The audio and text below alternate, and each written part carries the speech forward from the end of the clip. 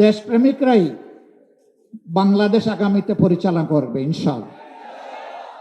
তৈরি হন, লড়াই চলবে, থামবো না, চালিয়ে যাব।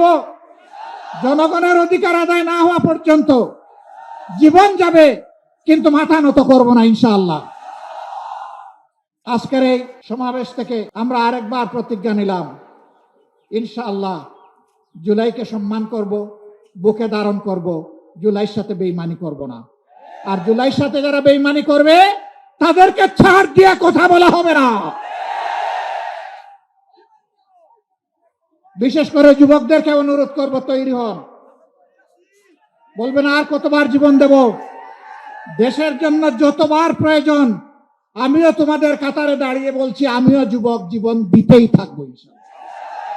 বিড়ালের মতো বাঁচতে চাই না, 100 বছর, 1000 বছর, সিংহের মতো বাঁচতে চাই 1 সেকেন্ড। এর মাঝে আর কোনো কম্প্রোমাইজ হবে না ইনশাআল্লাহ। আধিপত্যবাদের কোনো ষড়যন্ত্র বরদাস্ত করা হবে না।